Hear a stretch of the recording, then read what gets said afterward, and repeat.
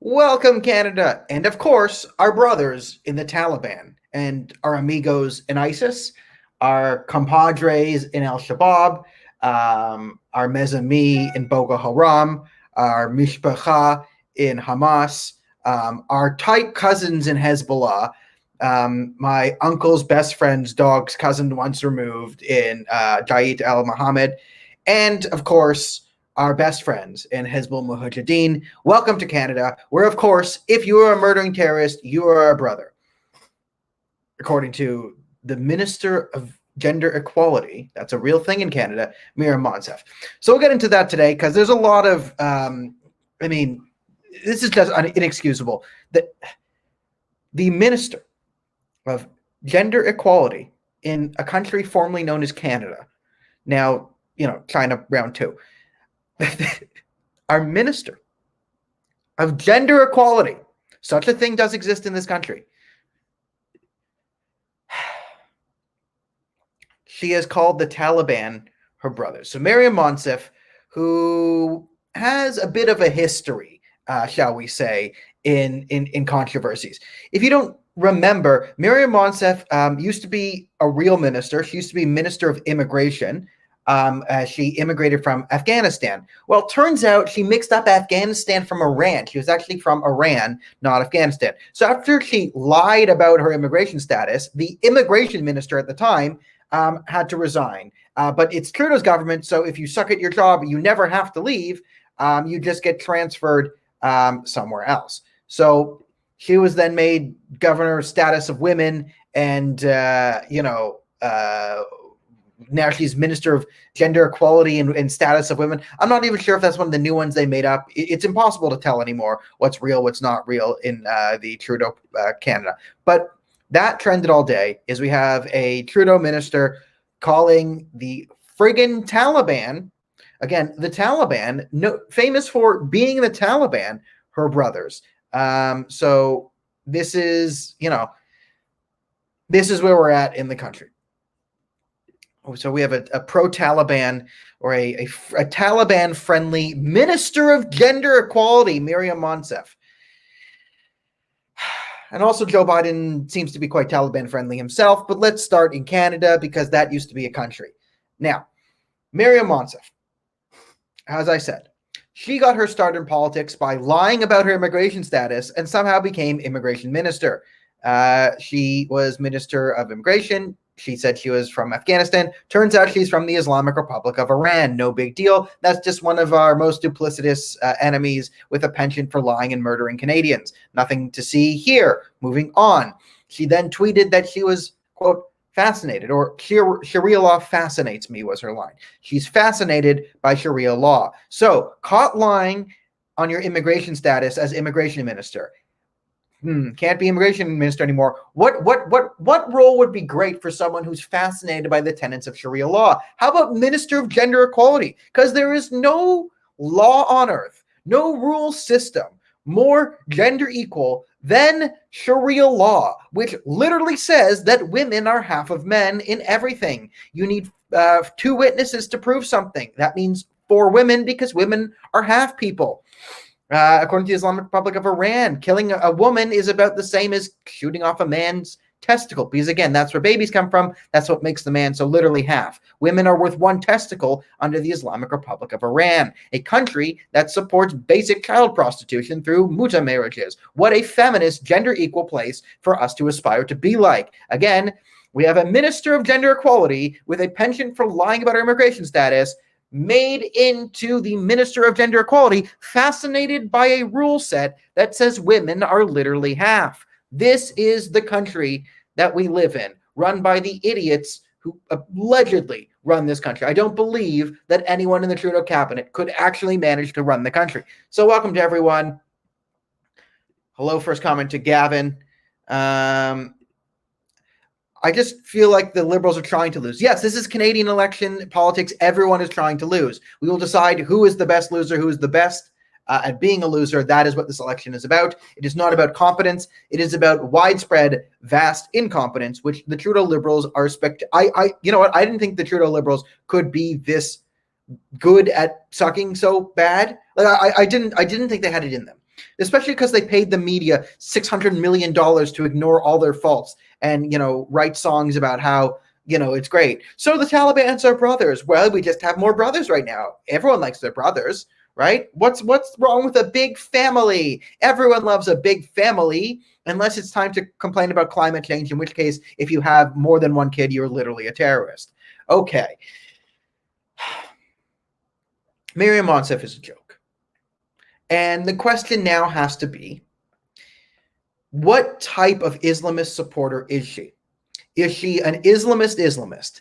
Does that mean, is this part of her desire? Did she look at Sharia law, say, for Allah, we must institute Sharia law? Canada is a Kufari Western nation, therefore, la la la la la. I love that the Taliban, puts explosive vests on children and uses them for purposes of mass murder. What a great, meaningful life to be given. Jihadi clause all the way. Or is she the type of Islamist sympathizer that's probably more likely and more common within the Liberal Party, which is the sort of leftist, more relativist Islamist sympathizer?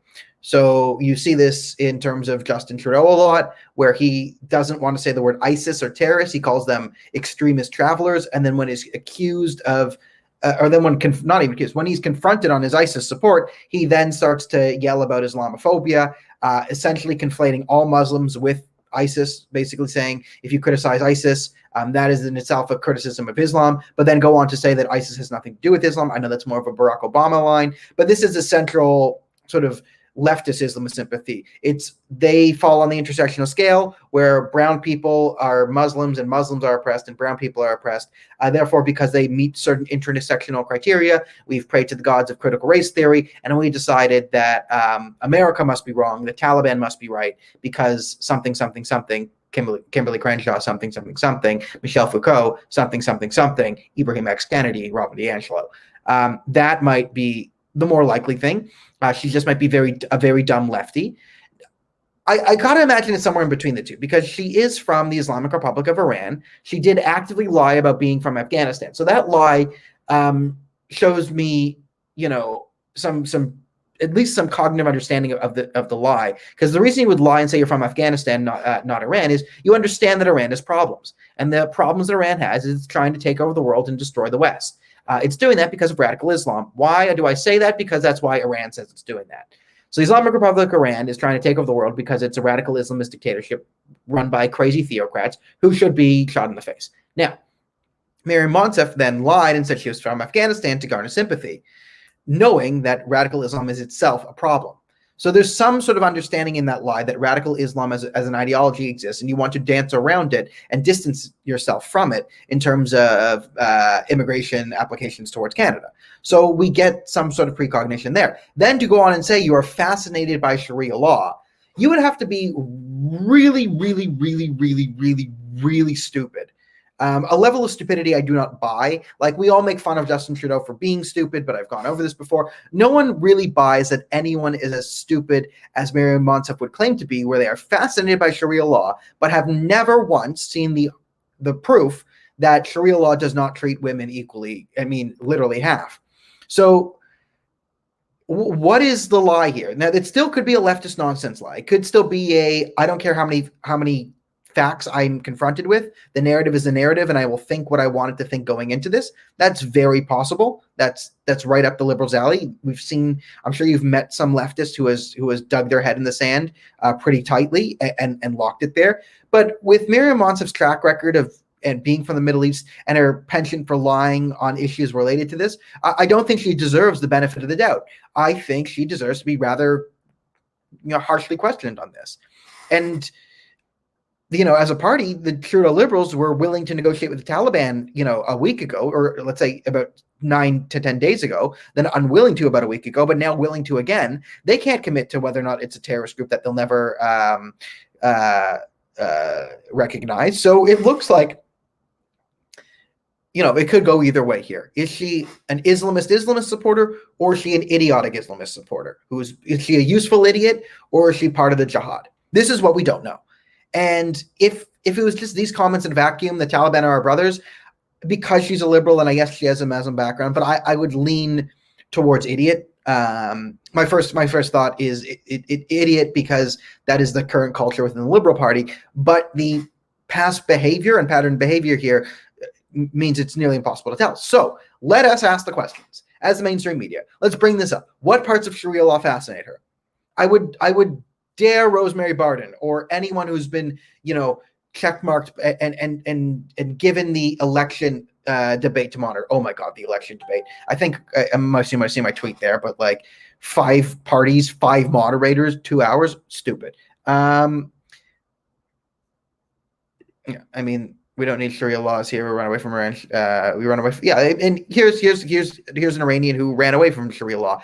And Sohaila can say one of the excuses being given to her is in Farsi or in that part of the world, you just call everyone brother. It's just a term that you use for everyone. Just everyone's our brothers. That's just what they're saying. Now, the counter to that is, isn't she been in Canada for a long time? Wasn't she speaking English? Shouldn't she use the English vernacular and Canadian sayings?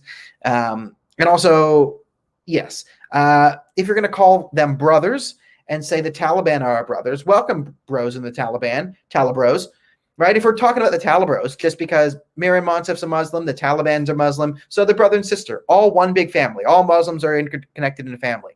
If you're going to make that argument, okay, fine, but I will warn the Liberal Party and the media, and they will still do it anyway because they never heed my warnings. If you try and make the argument that the Taliban has nothing to do with Islam, you try and make the Barack Obama argument that ISIS has less to do with Islam than any other religion. That's right. The Islamic State in Iraq and Syria has nothing to do with Islam. It's really a more Mormon, Jewish, Hindu thing than Islam, if you think about it, because Mormonism is all about installing an Islamic caliphate run under Sharia law that has the goals of taking over the world. That is clearly the Buddhist tradition. The Buddhists always get together in caliphates, chop off the heads of non-believers, and burn Jordanian fighter pilots alive in cages, because that's what the Buddha said to do.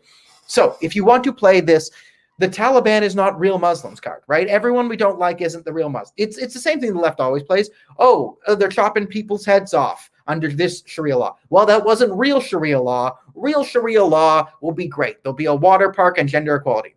Oh, everyone's starving to death in Venezuela. That wasn't real socialism. That wasn't real communism. The Khmer Rouge wasn't real communism, right? It always wasn't the real ideology we faced. So I think we can safely take the Taliban aren't real Muslims off the table argument right now, because the only reason that they're bros with Miriam Monsef, our Minister of Gender Equality, is just because they're both Muslims. Now, that's a very, very, very, very thin line. And this is the problem with the Liberal Party. This is Canada, okay? Canadians love a good mea culpa, my bad apology. Canadians do, okay? I know it's like the third rail of American politics, but in Canada, you can just say, hey, that was my bad, I'll do better, and we'll move on.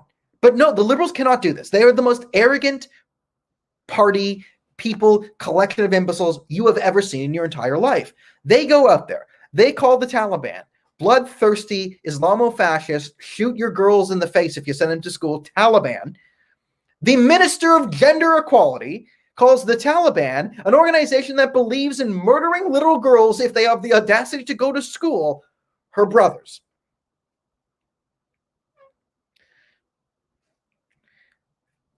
It's a point to, I mean, this. Do you understand, leftists? Do you understand why we don't take you seriously? Do you understand this? Do you understand at all? Can we bridge this gap? People hate watching me now. Okay, hate watchers. Let's bro down for a bit. Let's Talibros, right? We're Talibros right now. We don't take you seriously because you're Minister of Gender Equality. We say you don't need a Minister of Gender Equality. That's a silly thing to have. Canada's a pretty great place. And then you say, no, it's very important. We need a Minister of Gender Equality because we need more equal gender stuff. The Minister of Gender Equality is bros with the friggin' Taliban. The Taliban is not in favor of gender equality. Do you remember the interview when they were asked, will women be voting? And they started laughing hysterically because the question was so stupid. The thought that they would give women rights was so hilarious that the Taliban started laughing. This is supported by our Minister of Gender Equality, which is why we do not take you seriously when you say dumb, stupid, intersectional nonsense and then accuse Larry Elder of being the black face of white supremacy, right? When I say killing Jews is bad and you accuse me of anti-Semitism, I don't take you seriously. Same when your Minister of Gender Equality praises the Taliban for murdering a bunch of schoolgirls, we don't take you seriously. This is how the world works. If you want us to take you seriously when it comes to gender equality, and then someone says, you know what, Sharia law fascinates me, you remove them from Minister of Gender Equality. Because these two things could not be more antithetical. Sharia law, gender equality, do not mix, okay? Sharia law, women are half of what a man is. Gender equality, women are 100% of what a man is. Does not compute. Does not thread that needle. The Talibros. Okay, so we have a much bigger problem. Afghan's a total disaster. All right, let's get into the comments here. This is yes. The Taliban rape women and girls and enslave and kill them. They also kill the LGBT community. Yes, they do. But this is, again, why we don't take the liberals seriously when they talk about LGBTQ rights and expanding them, because they support a bunch of mass murderers who murder homosexuals, like Fidel Castro. By the way, remember to like and share the video. Liking and sharing the video while it's live really helps us out. And every time you like this video, the Taliban gets diarrhea. Okay. All right. Fire her. Yes. Yeah, she should be. All right, an Afghani actress living and working in India, so the Taliban just killed 4 people of her family. That's what the Taliban does. I believe that. All right, just read the first thing in this. Daniel, I'm not a gay freak, but I love you. I couldn't say this to anybody myself. Absolutely awesome. F me. Go. All right, thank you. All right, I probably should have read that one before I put an F word. This video is now demonetized, like every other video I make. Demonetized. So if you want to monetize these videos, just remember, vote for me for new Minister of Gender Equality. I promise you that my cousins ISIS and I will produce the most gender equal Canada you've ever seen. I will make Boko Haram Minister of the Environment. Al-Shabaab will be running the kebabs. You'll get Al-Shabaab kebabs, right? Me and my bros. Great business idea. We would probably run that in Canada. Canada's probably one of the few places where you could I couldn't get away with it because they'd accuse me of Islamophobia. But Canada's one of the few places where you could probably leave Al-Shabaab or still promote Al-Shabaab and just have Al-Shabaab kebabs. Come on, kebabs for Al-Shabaab. You killing black people, right? That's what Al-Shabaab does. Let's totally forget the fact that, remember that genocide in Darfur in Sudan that we all cared about or pretend to care about in the 90s? That was Islamists murdering black people. Yeah, we don't care about that anymore because that one's a bit too complicated to talk about. And all the mass murdering of blacks in Nigeria by Islamist roving Muslim Brotherhood affiliated gangs. Ho, everyone quiet now. Everyone, please forget the last 30 seconds of this episode. And just remember, diversity is our strength. If you don't vote for Justin Trudeau, you are literally the worst person ever. And my brothers in ISIS and the Taliban will tell you that. We'll have a little duet. I'll sing, the first part, and then the Taliban will murder me for the second part because singing is illegal under Sharia law. Okay. All right. All right, well, this is about the CPC invited me to my city's meeting 3 minutes after it started. Yep, classic Canadian political parties, great organizing. If you don't, John, don't worry. You're invited to Al-Shabaab kebab with me. We're all going to get kebabs with Al-Shabaab after this. The country's falling apart. The country is literally falling apart. But thank God, as I said, we all give Justin Trudeau a hard time because he's trying to destroy the country, but no one gives Justin Trudeau credit for trying to destroy Justin Trudeau's political career here, which is what he's doing. And it's really, really, really, really fascinating. We'll get back to Afghanistan and Joe Biden later because I think we need a break before I just start making more Taliban jokes and then ruining the entire show by coming up with clever alliterations about terrorism. Okay, this is really good. Shisha kebabs. There we go. Boom. All right, 10 points for Gryffindor. Where are we? Oh, yes. Justin Trudeau running the worst political campaign I've ever seen. Now, as we all know, I'm no fan of Aaron O'Toole. And as we all know, Aaron O'Toole is no fan of me. We hate each other. C'est la vie. But I thought Aaron O'Toole's plan of completely alienating his base, going to war with the people who should vote for him and making sure they'll never vote for him was a bad idea that would lose in the election. And it still might. Peter MacKay would be up by 5 points right now in a clear stranglehold for majority, but we have I call him Justin Trudeau. Bald Justin Trudeau. Sorry, Aaron O'Toole. Sorry, Aaron the Fool O'Toole. So, O'Fool is going with his time-tested Conservative Party insider strategy of being an absolute coward and hiding in a hole, doing nothing of substance to make sure that the media cannot slam you while watching the media slam you.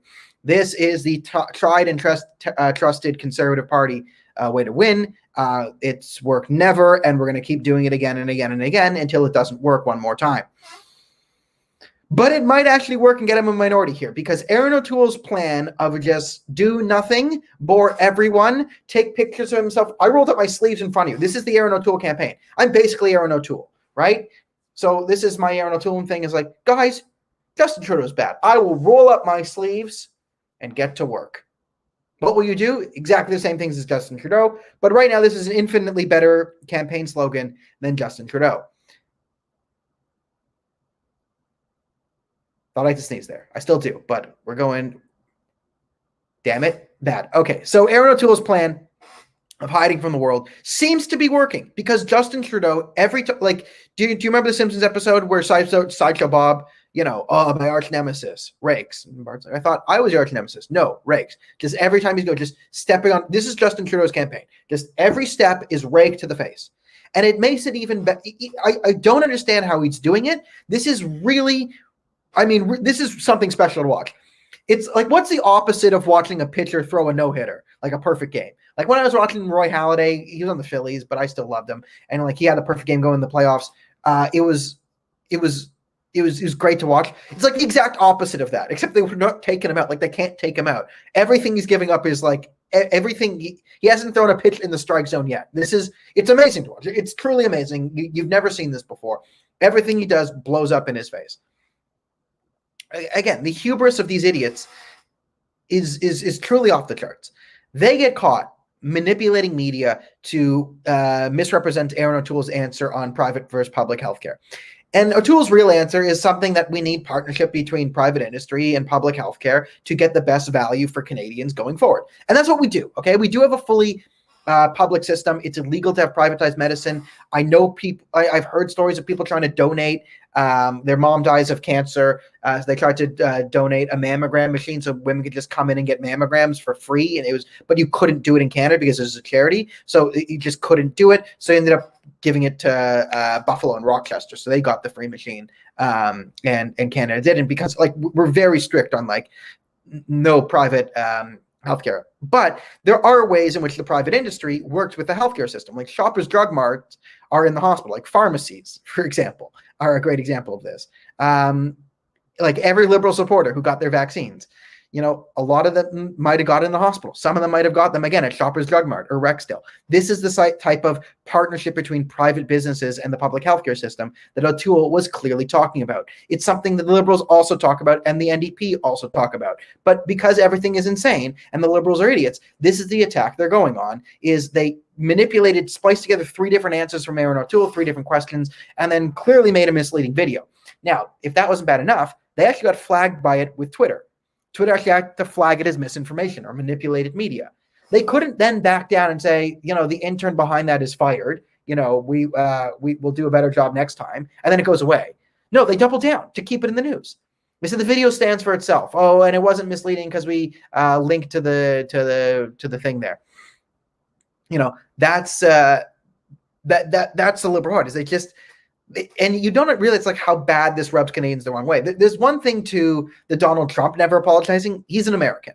And there's a sense to not apologize for things you didn't do wrong. But this is Canada, okay? And we're very sorry to have met you. And very sorry, Canadians value a good apology, a mea culpa, okay, my bad, let's move on. Canadians will let you move on if you say my bad.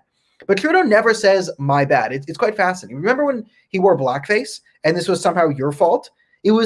because Trudeau was wearing blackface, this was just more proof of Canada's systemic racism. See, it was actually you racists out there who forced Captain Blackface to paint himself and head out there, stuff a banana down his pants, and dance around and do the Day-Ho song. That is your fault. So Justin Trudeau cannot stop. Everything he does blows up in his face. It's truly amazing. The healthcare thing, they couldn't just say, my bad. They had to double down on that. Like, the entire country didn't just watch them fail in that. They called this election, which was dumb. They didn't need to. They're not going to gain more power. It's pretty clear. I mean, it so clearly looks like a power grab. They've alienated a lot of Canadians by trying to call an election while also trying to call in a fourth wave. By the way, on the fourth wave, the parameters are now shifted. The 70% vaccination rate, that's no longer the standard. It's now 100%. It's now 125%. Not until everyone you know, dead or alive, has been vaccinated, that we can ever go outside. I love this one. Brown face. Remember, 1 degree less than Justin Trudeau's mind. Yes, when we were introduced to the phrase brown face. Can I keep it up? Can I? We'll find out later.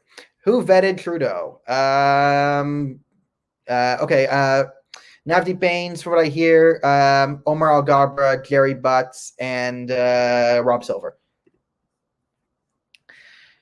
among others. But those are Rob Silver, Katie Telford's husband, so you can throw her into the mix as well. The Liberal Party elites is what we will say. Okay. Didn't expect me to have a concrete answer to that one. Haha, I win. All right, so Justin Trudeau, rake face, boom. It's been amazing to watch. We have the healthcare debacle. We have the mixed messaging debacle. And of course, he just can't stop on the abortions. I dream of a day where people are as exasperated as I am when the Liberals bring up the abortion nonsense. I dream of a day when just everyone rolls their eyes when the only thing the media can talk about is Conservative leader X. This is abortions. It's just like Stephen Harper. I long for the day where that is no longer the national conversation during election time. But such is life. I like why it's Trudeau has become Wile E. Coyote. Except I don't think Justin Trudeau could fashion his own rocket, but he does fail in the same spectacular fashion. And who is he even chasing in the Roadrunner? I think this race is 5 Wile E. Coyotes. That's what it is. It's 5 Wile E. Coyotes all jamming themselves onto a rocket, hurtling up themselves. By the way, I did make a video saying I'm going to be voting PPC, so that's my vote. If anyone's going to ask, I did put it down into writing, to video writing. By writing, I mean not writing at all. I mean a video. I'm voting PPC. Vote that way too. Let's be bros. Let's be PPC bros. I voted for Scheer last election, but it's just time.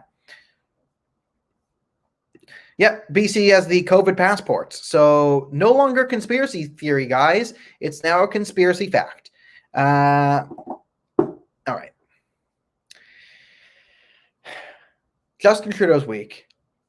Truly spectacular. They called a 35-day campaign, and in the first week, they had to take a day off in their campaign because it was going so poorly. This is the most amazing thing I've ever seen. And we talked about this last night on TNT Live, but Justin Trudeau's his whole messaging is just off. Like, he's trying to be the cool, like, new kid, fresh voice, and he got elected by being this fresh face, new ideas, legalize weed, cowabunga dude. Look at me, I'm planking. Oh, isn't he so handsome? China, what a great dictatorship. I love it. That's how he got elected. And he's still trying to play this, like, oh, cool guy thing. One, it's not going to work because there already is another cool guy idiot in Jagmeet Singh. He's on TikTok. He's basically Justin Trudeau, just, a bit more of a destroy India, free Khalistan type deal, right? He's the new fresh face thing. And people don't want the prime minister of 6 years to be a fresh face, cool young guy. The narrative that the Liberals need to be put out is Justin Trudeau, seasoned battle commander, got us through COVID, got us through crises, can get us through more. Like, the world's a very volatile time. You want stability. That's the narrative they need to sell to re-elect a leader. That is the best. That argument's a very, very good argument in the general population, which is why it's very, very hard to beat incumbents, because people like the concept of stability. They like it a lot, especially in trying times. In times like this, where everyone feels sort of uncertain about the future, people tend to go towards stability, which means this is amazingly stupid what the Liberals are doing by completely issuing. Well, to be fair to the Liberals, they probably are smart enough to realize that there's nothing in their record that can make them look like competent adults. They are children. They're barely potty trained as a party under Justin Trudeau. So maybe they were just, finding the best way forward, hoping that everyone forgot that Justin Trudeau has been prime minister for the last 6 years. But this is essentially the strategy. It's like, yo, Justin Trudeau, let's give it a try. So fresh phrase. Abortions, Stephen Harper, that seems to be their policy. Thankfully, the third time they've run it out on Canadians, there's already a mental fatigue. And probably, I think it does hurt them that this campaign is so close to the most previous campaign. They might have been able to get away with this if they waited 4 years in between doing the exact same thing. But just 2 years latency between the last time they're like, this is Stephen Harper, abortions, The new plan is, this is like Stephen Harper, abortions, So as you see, very, very sophisticated staffers here. Could things get any worse for Trudeau and the Liberals? Yeah, I think. I mean, it always could get worse. And this is one thing we're learning about the last 2 years. It always could get worse. Jody Wilson-Raybould is releasing a book. People actually could learn about the real corruption that went down in SNC-Lavalin, which I've been screaming about to the top of my lungs for years now, but no one else has joined me on. So yeah, I think if the country wakes up to the Jody Wilson-Raybould thing, that could be another problem. It'd be epic if everyone voted PPC. How do we do it? We tell everyone, just vote PPC. Things will turn out better. It's a good long-term vote. I do think it's a good long-term vote. I do think, the PPC, PPC homies, the best thing you could do for the PPC long-term is actually join a board or help build an ETA. The PPC needs infrastructure before it can be taken seriously as a legit national competitor. But if the PPC scores around 5% of the vote or over, or if the PPC beats the Green Party this election, that's a huge win, and that would bring the Conservative Party, that would shock them back into the center, or maybe even, God forbid, the center right. Okay. Liberals got $40 million condos and make them start running them for vote. Yep. I have no idea this is referring to, but I'm guessing the vaccine passports being only temporary.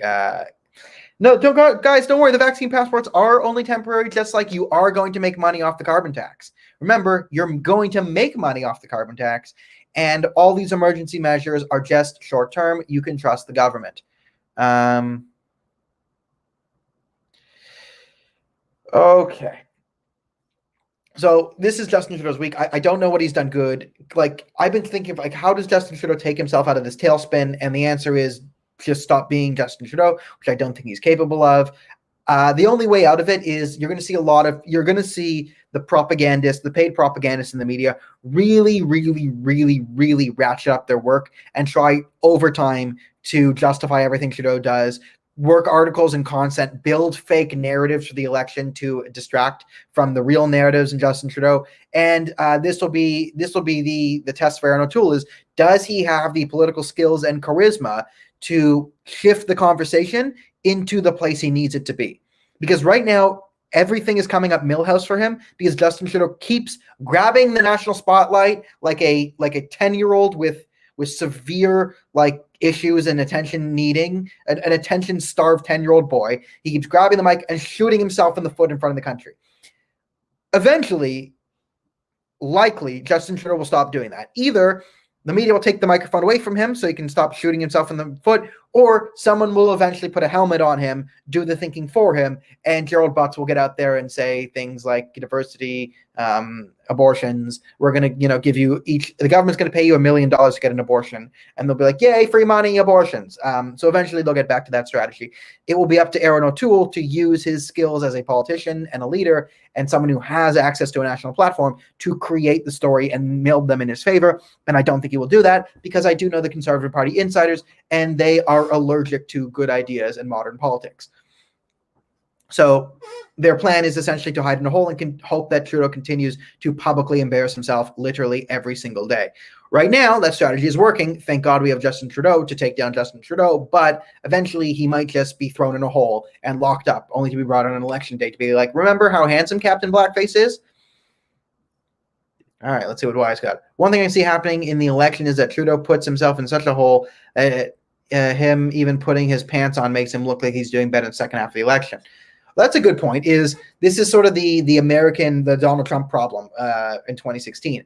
It's the Biden problem too. You turn your opponent into such a buffoon. You build this narrative that Trump is such a buffoon. He's so racist and evil and crazy. And if he goes to the debate and keeps his pants on, right, he looks good by comparison to your expectations. He exceeded expectations.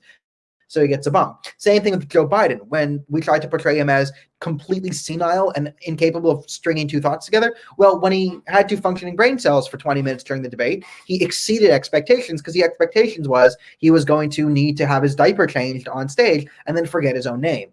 He managed to exceed those expectations, so it went well. This is the potential danger the Conservatives have, is that they turn Justin Trudeau into such a clown that when he keeps his pants on during the debate with 5 friendly moderators, he looks competent by comparison. However, I will say I don't think the debate will do anything. I don't think it will move the needle one way or the other because the Canadian debate is stupid.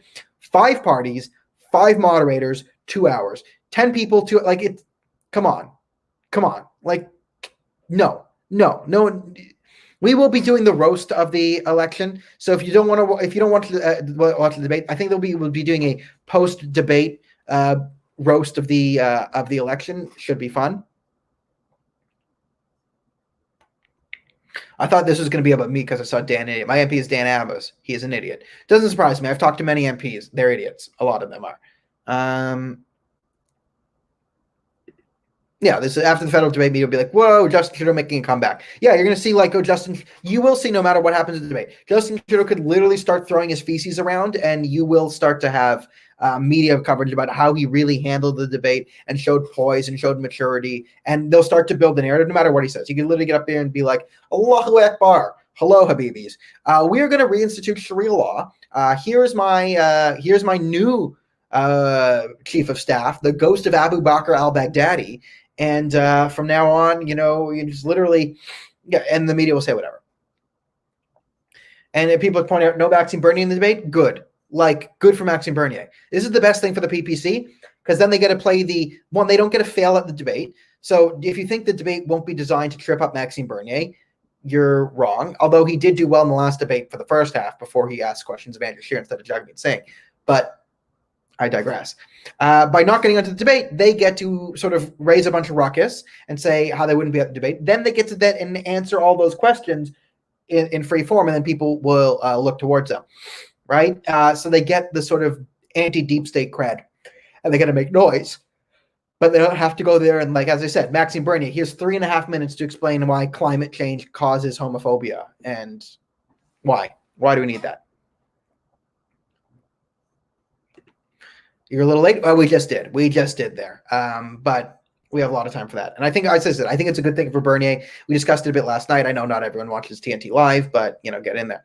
All right, so let's move back into Afghanistan because it is a major global story and it needs to explain. Remember to click all the buttons, like, subscribe, hit the page, like the video, share the video. The more buttons you push, remember, every time you push one of the buttons you're supposed to push, a Taliban fighter gets diarrhea. So,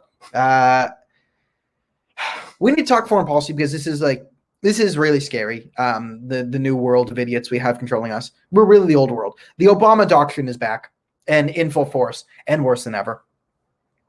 The same fools who thought bribing Iran, giving Iran money to modify and to negotiate with us have decided, what a brilliant plan is. It didn't work with the Islamic Republic of Iran. But it will work with the Islamic Emirate of Afghanistan. Is that what the Taliban's now calling themselves? So the same idiots who decided to pay the Islamic Republic of Iran to pay to increase, and that money didn't go towards escalating the Yemeni civil war. It went towards escalating the civil war in Yemen. These people will now be bribing the Taliban to let them bring Americans out of Afghanistan. Now, I just saw this before I went live, but there is now a tweet from the American State Department saying stranded Americans, sorry, the Americans aren't stranded. Non-stranded Americans don't go to the airport. It's not safe. Also, we will not be sending troops to come get you, and don't come to the airport where we are, but you're not stranded.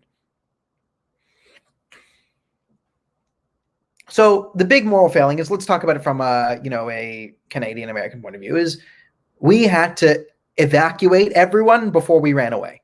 If you're going to cut tail and run away, I think it's a bad strategy. But if you're going to do the whole, I'm just going to end the war, something, my opinion on war and oil companies hasn't changed since 2003. And with the invent of natural gas coming to the market, like the need for Middle Eastern oil is nowhere near as high as it was. Never mind. I'm getting off track. If we're going to focus on the Canadian and American argument, it was, okay, if we're going to cut tail and run away, we need to evacuate our people, both the Canadian nationals and the Afghans who helped us. They need to be evacuated before you run away. Sorry, up early this morning. They need to be evacuated. You needed to get them out. Now there's tons of Americans and Canadians still in there. And what are we going to do? Bribe the Taliban? Throw money at the Taliban to help them? They've been, and Senator Blinken's been like, oh, we've given private and public guarantees from the Taliban. Yes, because the Taliban is so concerned about its public image. The Taliban would hate if people said mean things about it. It's not like it's a radical Islamist outfit hell-bent on taking over the world, instituting Sharia law, and that's their only concern. No. The Taliban really cares what Chrissy, or the 21-year-old on TikTok, thinks about them. She really wants to make sure the Taliban's a man of their honor, because she can't find a good man. All the guys in her life end up cheating on her. She just wants a good, honest man like my brothers in the Taliban who, won't commit mass murder when they say they won't commit mass murder. Like, listen, yes, the Taliban has broken literally every promise they've ever given anyone, and then started doing Taliban things vis-a-vis mass murdering people and horribly murdering people who disagree with them. But this time, trust me, there's no way the Taliban would lie to Joe Biden. Yes, they have before, and yes, they will again. But there's a 0% chance that they would ever lie to Joe Biden. In fact, who could even lie to Joe Biden? He is the smartest, least senile president in American history. The Taliban gets more money from China, Iran, Syria, Russia. No need to take U.S. money. Yes, but they will anyway. And this is another point we should probably make is the Taliban is taking money from China. And there's there's some sort of lesson in here in the relationship between the Taliban and China and radical Islam, and how do we deal with these things. And this is probably bad. Okay, first, we're just going to preface. No one in concentration camps. Putting millions of Muslims in concentration camps is evil.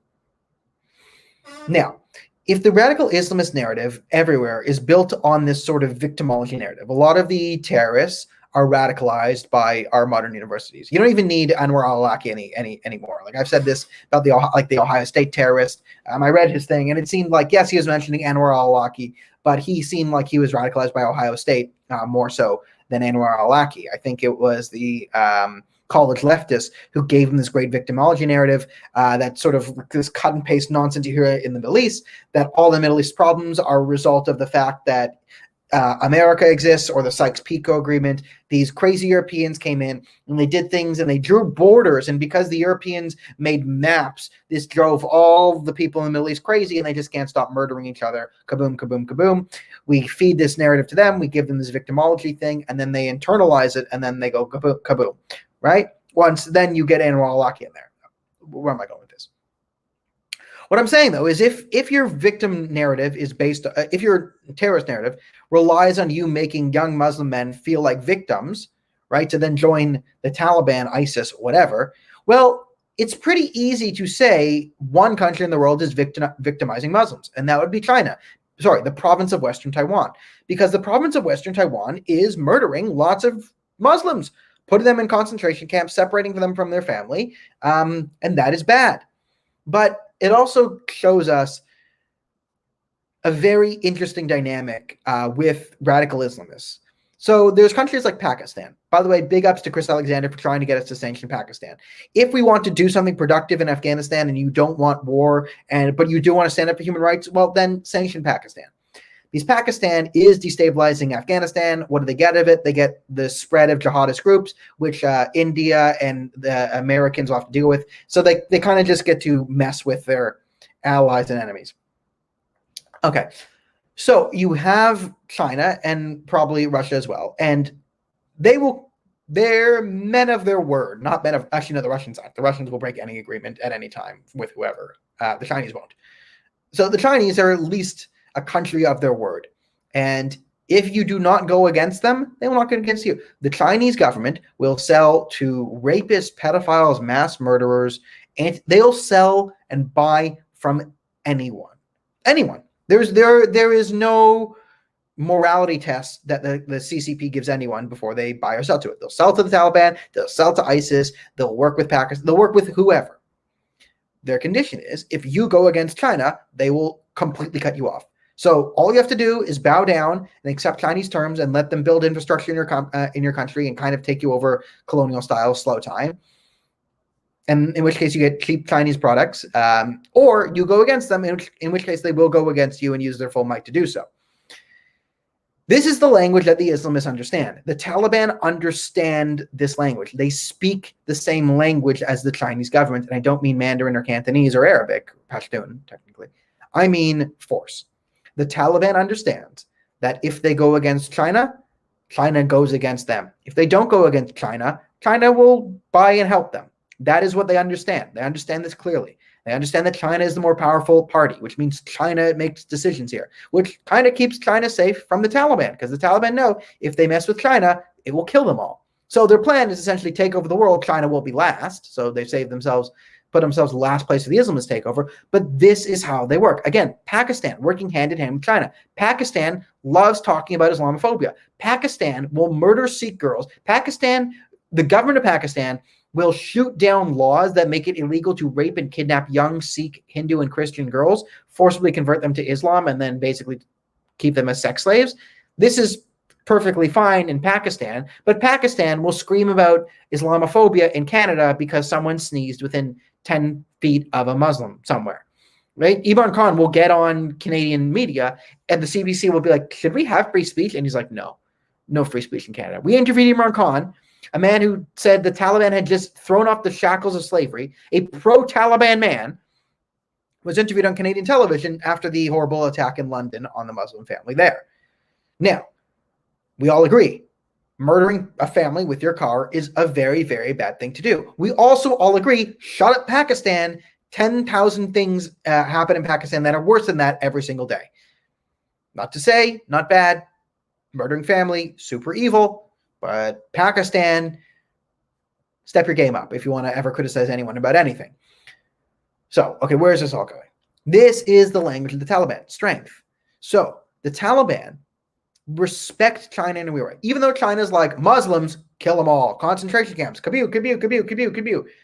Taliban knows this. The Taliban are perfectly aware of what's happening in the Xinjiang region, the Uyghur Muslims. They know.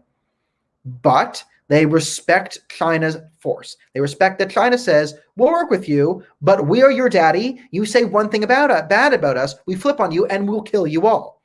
They understand that language. The Taliban speaks that language. They're like, oh, they're bigger than us. They will kill us. What they do not speak is weakness. So when the Americans think they can craft deals and give the Taliban money to allow safe passage, well, this is a sign of weakness. This is, the Americans think they're weaker than us. This shows to them they don't have the stomach to bring ground troops back in here, so we can take their money and do whatever we want because there's no consequences. That's how, I guarantee you, that's how the Taliban interpret these round of peace negotiations and peace talks with Biden and Blinken. They see these people are fools and idiots. They are telling us they don't have the stomach for a violent conflict, so we will lie to them, take whatever they give us, and then do whatever we want because we won. That's how radical Islamist terrorists think.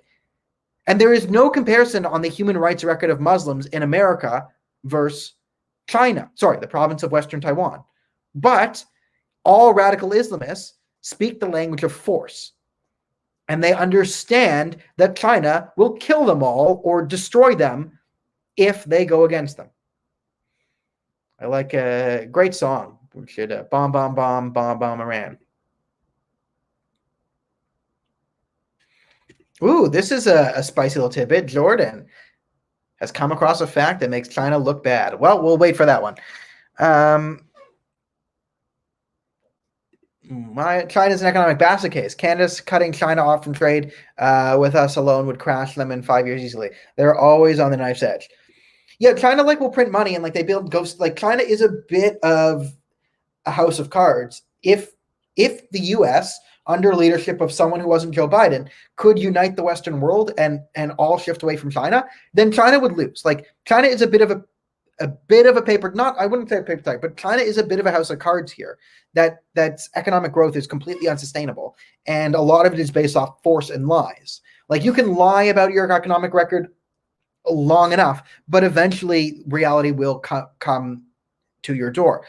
That if the West were to say, hey, we're going to get off Chinese goods, sort of unite around them, guys, we're going to need India and the manufacturing capacity of India, right? If we were to do that, China would crash, and then China would come back to the table and bend the knee. And then once China does that, the CCP is done in terms of their world domination prowess. But we can't do the right thing because this is Canada, and doing the right thing is never what we do as a country. Is there any point to voting PPC just for representation if your riding is going liberal anyway? Well, that's the only point to vote PPC. Like, that's what I'm doing. I'm voting PPC just for the representation. And I don't care if I'm in a swing conservative liberal riding here. Like, my point is to say that there's 5% of the country who's willing to get out there and vote for the PPC, and maybe more, because you could see, like, anyone, if you're, like, anti-lockdown, there's only one anti-lockdown party. That's PPC. That the more you vote for PPC, it will make the Conservative Party say, listen, if we want to win these swing ridings, that are like within 1 or 2%, and 4 to 5% of conservatives will vote PPC because they actually have conservative platforms, we cannot continue to have non-conservative platforms. We need to have something conservative inside the Conservative Party. That's the point of voting for the PPC. It's either long-term to grow the infrastructure of the PPC so it can merge with the CPC or something else and create a new party that is not center-left, or you force the Conservatives to do that by themselves and actually have things in their platform that appeal to conservatives. China hasn't been in any sort of war over 40 years. They have no real war combat experience at all. China's power is all economic. I bet the Taliban winning. I would bet money on the Taliban winning a firefight. Yeah, but there's 1.6 billion Chinese people. They've never needed sophisticated. Like, this is Chinese history, right? And you're not wrong there. The problem is China can throw so much at you that they could keep pace with the American military just by sheer numbers and the fact that there's 1.6 billion Chinese people. So yes, the Taliban has better fighters, but there's not 1.6 billion Taliban fighters. Now, there's not 1.6 billion people in the Chinese army, but the people's whatever army of China is millions and millions strong. They're like one of the few countries that could be unaffected by the use of human wave tactics and can kind of run it successfully because there's just so many people there.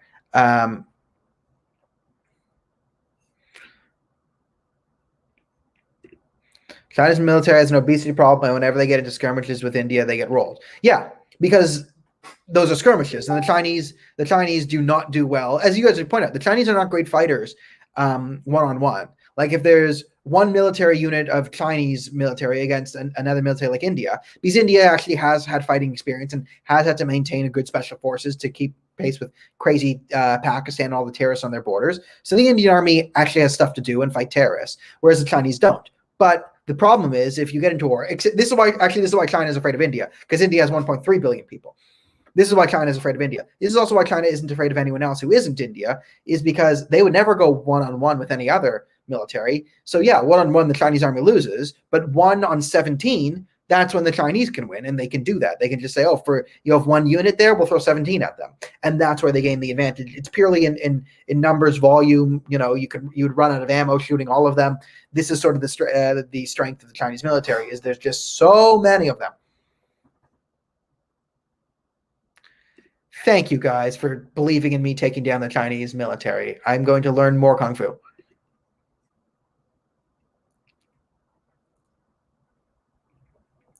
Yeah, these are the things, like nuclear weapons, ballistic missiles, like, that's the thing.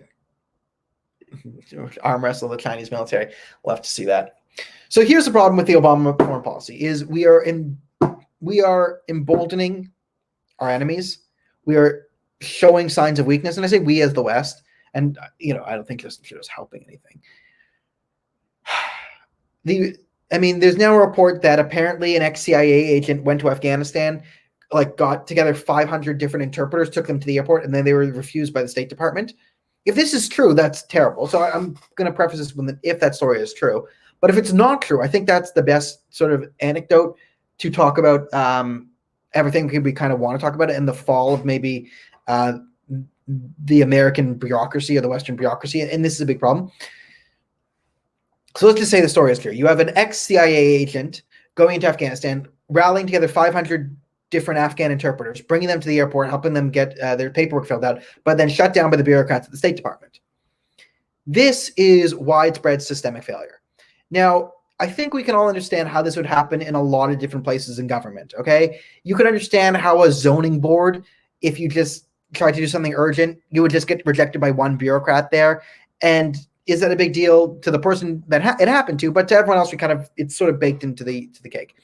It's another thing, though, when it's the on-the-ground U.S. State Department, because there should be an ongoing crisis. The State Department should be saying every day in the briefing meetings, oh, my God, how do we get these people out? What's the list? We have 2,600 interpreters and families still missing. Captain, I need an update. How many we got? Our Ahmed is over there across town. His family's held up. Are we sending a team to get Ahmed and his family out of here because Ahmed was a total stand-up guy and saved a lot of American lives? That should be the conversations happening in the State Department right now. Is where are our guys? How do we get them? Where are the Americans? Where are our allies? How do we get them out? And it looks like Joe Biden may have cut a deal to say, and it looks like the deal also he cut might be letting the Americans get out, but then sacrificing the collaborators, right? The people who saved American lives, they'll be left in the wind. But this story, let's go to a CIA agent comes out like manna from heaven and says, hey, it should have been 500 people who were on your list of priority evacuations. I've just brought them to you. They should have been overwhelmed, right? And if someone said no in the State Department, someone else should have been like, what the are you talking about?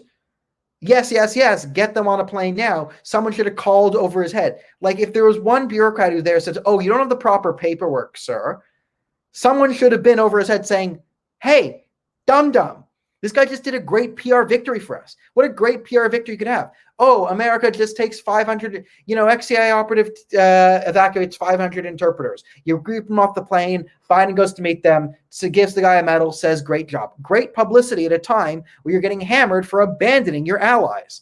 But no, we can't even do that. Manna falls from heaven, which means that the State Department's top priority is not the evacuation and the saving of their people. It is most likely a Operation Save Face. And even if it is Operation Save Face, some face just walked into your place. Some face walked into your place to save the face, and you couldn't even do it. These idiots are morons. I hate them all.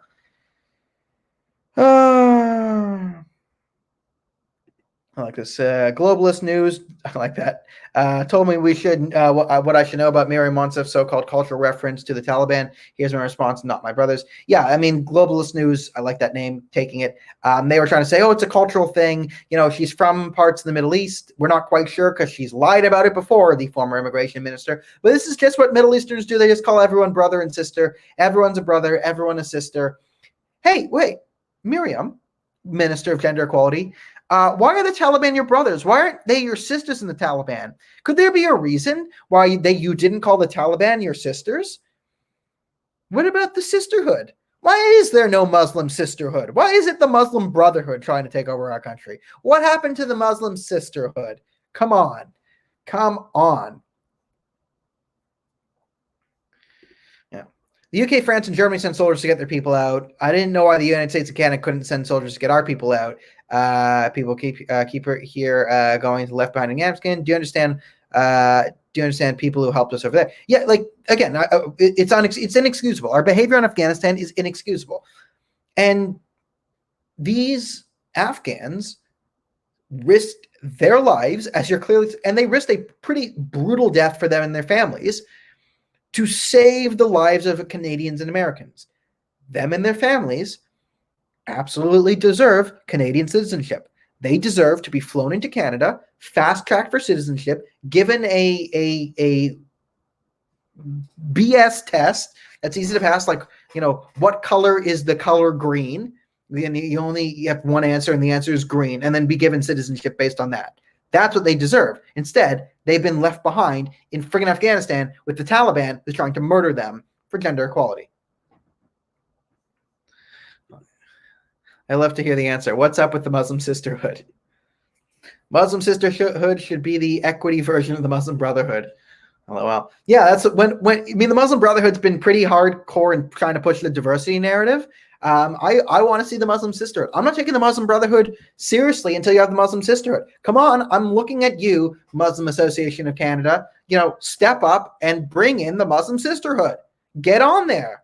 I know you're pretty busy trying to explain why genocide of Jews isn't anti-Semitic, but you know what? Be progressive. Join the Muslim Sisterhood, everyone, or the Muslim Siblinghood. I think sisterhood is next. Listen, they're not quite at the trans non-binary stuff. Give the Muslim Brotherhood some time. First, we'll get the Muslim Sisterhood. Then that will be transphobic. Then we'll get the Muslim Peoplehood.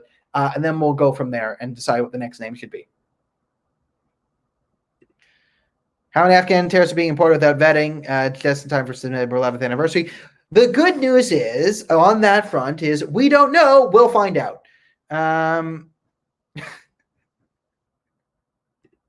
That's a great line.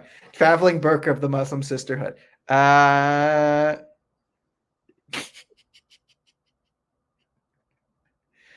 old lover, Mustafa Farouk. By the way, Mustafa, come back to me. I want to curl up in your arms and watch Brokeback Mountain again. Mustafa, I love you. Mustafa, you don't know this, but during COVID, when the studio was closed, I had actually written you a love song. But because of COVID, I never got into studio and the chance to put it together. So there is a love song for me to Mustafa Farouk that has never aired. It's like the lost track and lost single of like Elvis or something. So just so you know, that does exist. And maybe one day I will remember that song or find the piece of paper it's written on, and I will sing you the love song you deserve. It needs a ukulele because I don't know how to play one. And that's just the type of song this is going to be. All right. So, everyone, that's been an hour. Thank you so much for coming out. Remember, we do this every Wednesday night, 8 p.m. Remember, like, share, buttons, click them, tattoo my face onto your face, and be the talk of every family gathering from now until infinity.